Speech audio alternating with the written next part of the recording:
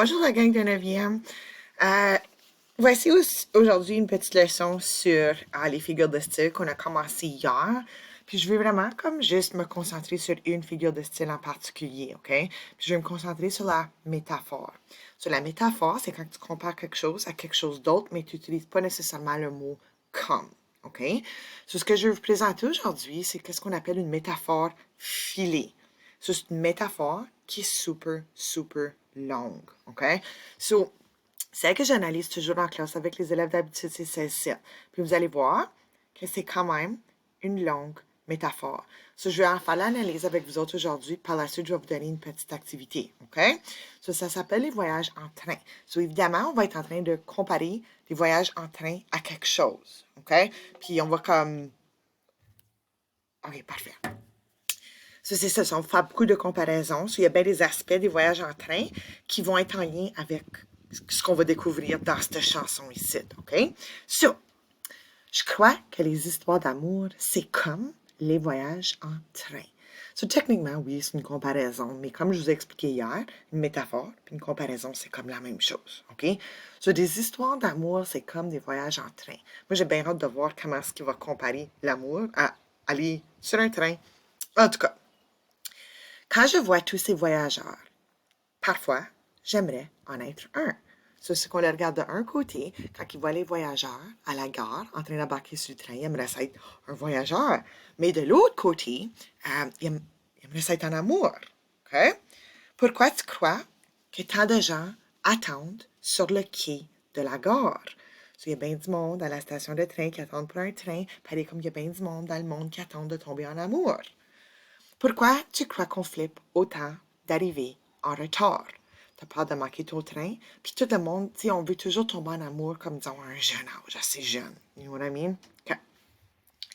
Les trains démarrent souvent au moment où l'on s'y attend le moins. Puis encore, c'est la même chose avec l'amour. On ne sait jamais comme quand est-ce que ça va arriver, puis des fois, c'est où ce qu'on pensait vraiment pas que ça pourrait arriver. Et l'histoire d'amour t'emporte sous l'œil impuissant des témoins. Les témoins, c'est tes potes qui te disent au revoir sur le quai. So, guys, l'artiste ici vient de la France, OK? So, quand on dit pote, c'est ami. P-O-T-E-S, OK? So, quand tu tombes en amour, disons, tu vas pour un voyage en train, OK? Puis t'es là, puis t'embarques dans le train, puis tes amis vont être là sur le quai, puis ils vont te faire bye-bye. C'est la même chose. Disons, quand toi, tu tombes en amour, puis les autres sont pas encore en amour. Les autres sont comme, OK, see you, so long, sucker. Ils regardent le train s'éloigner avec un sourire inquiet. Ça, là, c'est la même chose. Ils savent pas, tu sais, peut-être que tu vas crasher en train. Ou peut-être que ton amour va crasher aussi. Toi aussi, tu leur fais signe et tu imagines leurs commentaires. Certains pensent que tu plantes et que tu n'as pas les pieds sur terre. C'est comme en amour, on est souvent comme dans un nuage, la vie est tellement belle. Chacun y va de son pronostic sur la durée du voyage. Sur combien longtemps que ça va durer la relation. Des fois, on va faire des bêtes, right? Pour la plupart, le train va dérailler dès le premier orage. Un derailment. Le train va comme tout crasher. C'est ça. Puis aussi, c'est la même chose pour des relations. Souvent, après la première chicane, c'est fini. Le grand amour change forcément ton comportement. Dès le premier jour, il faut bien choisir ton compartiment. Ton compartiment dans le train, il faut que tu fasses attention que tu choisisses comme il faut pour être confortable, right? Siège couloir ou contre la vitre, il faut trouver la bonne place. Tu choisis quoi? Une love story de première ou de seconde classe? Dans les premiers kilomètres, tu n'as Dieu que pour son visage. Évidemment, quand tu es sur le terrain, puis ces premiers kilomètres, tu as juste les yeux en dehors de la fenêtre, tu regardes tout. C'est comme quand tu es en amour. Tu ne calcules pas derrière la fenêtre le défilé des paysages. Tu vois juste cette personne-là. Tu te sens vivant, tu te sens léger, tu ne vois pas passer l'heure. T'es tellement bien, tu as presque envie d'embrasser le contrôleur. On est tellement heureux qu'on voudrait même embrasser un étranger. Mais la magie ne dure qu'un temps et ton histoire bat de l'aile. Toi, tu te dis que tu n'y es pour rien et que c'est sa faute à elle. Le ronronnement du train te saoule et chaque virage t'écœure. Au début, c'était correct, right? T'étais toute gung-ho d'être sur le train, mais là, après un bout de temps, là, chaque fois que le train prend un virage, t'es comme « oh, j'aime pas ça ». Pareil comme souvent, dans le cas dans une relation. Tu dis, la personne va commencer à te tomber ses nerfs. Tu vas commencer à remarquer des petites choses. Il faut que tu t'élèves, que tu marches, tu vas te dégourdir le cœur. Et le train ralenti, c'est déjà la fin de ton histoire. Oh oh, la relation, elle a plafonné, elle ne peut pas se développer plus que ça. En plus, t'es comme un con, tes potes sont restés à l'autre gare. Eux autres sont corrects. Eux autres, ils n'ont pas vécu que c'est que toi, t'as vécu. Ils sont encore là-bas. Eux autres, ils attendent pour leur train. Tu dis au revoir à celle que tu appelleras désormais ton ex. Dans son agenda, sur ton nom, elle va passer un coup de T-Pex. T-Pex, c'est du white-out, là. Ça va comme body ton nom. C'est vrai que les histoires d'amour, c'est comme les voyages en train. Et quand je vois tous ces voyageurs, parfois, j'aimerais en être un. Pourquoi tu crois que tant de gens attendent sur le quai de la gare? Pourquoi tu flippes? Tu crois qu'on flippe autant d'arriver en retard? Pour beaucoup, la vie se résume à essayer de monter dans le train. Il y en a qui ne vont jamais trouver l'amour. À connaître ce qu'est l'amour et se découvrir plein d'entrain. Pour beaucoup, l'objectif est d'arriver à la bonne heure pour réussir son voyage et avoir accès au bonheur. Il est facile de prendre un train, encore faut-il prendre le bon. Moi, je suis montée dans 2-3 rangs, mais c'était pas le bon wagon. Oh, ça, c'était pas la bonne personne qui avait choisi. Car les trains sont capricieux et certains sont inaccessibles. Il y a des personnes, des fois, qu'on va rencontrer dans la vie, puis c'est comme, OK, non, ça va jamais arriver. Et je ne crois pas tout le temps qu'avec la SNCF, c'est possible. Il y a ceux pour qui les trains sont toujours en grève. Leur histoire d'amour n'existe que dans leurs rêves. Et il y a ceux qui foncent dans le premier train sans faire attention, ils sortent avec n'importe qui, mais forcément ils descendront, déçus à la prochaine station.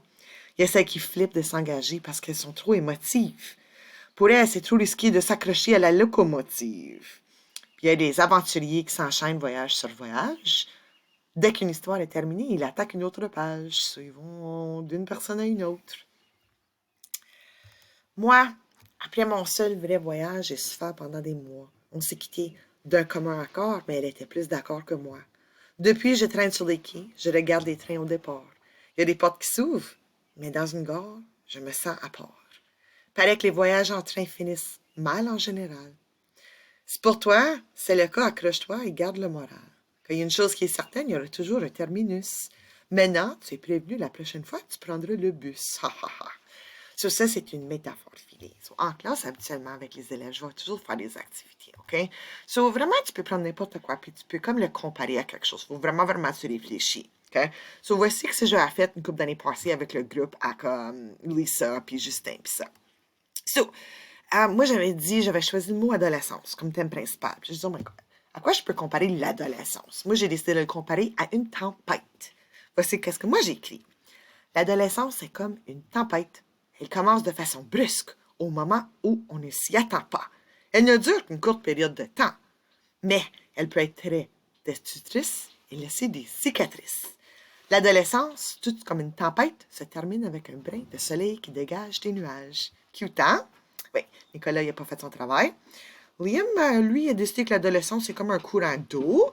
Ça bouge de la même façon, en un endroit différent. Il y a de l'eau qui est rapide. OK, ben Liam non plus, il n'a pas fini.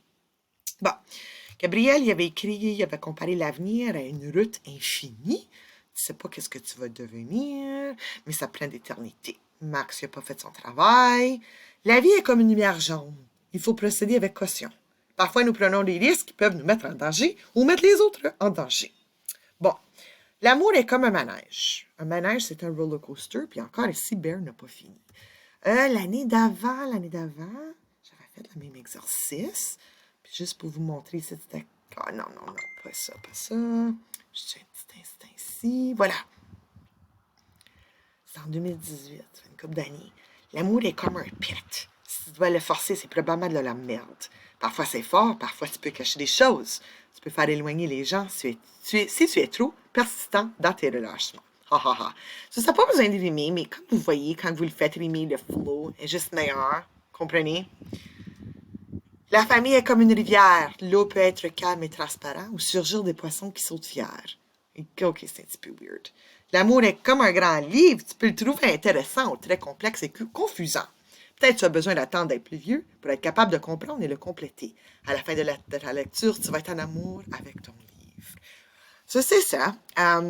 ce que je vais faire, c'est que je vais vous envoyer, disons, une petite tâche. Puis j'aimerais que vous faites quelque chose comme ça, OK? So, je vais vous donner des sujets, puis vous autres, il va falloir que vous essayez de trouver comment comparer ces sujets-là à comme quelque chose d'autre. Puis comme, tu sais, essayez de développer autant. Puis comme, il ne faut pas que ça soit gros, tu sais, regardez ce paragraphe ici, là, 2, 4, 6, il y a juste 8 vers. So, essayez-vous. Yeah, so c'est ça, OK? So, vous pouvez m'envoyer ça par courriel, faites-je le faire dans un Google Doc. All right? OK, à la prochaine. Bye!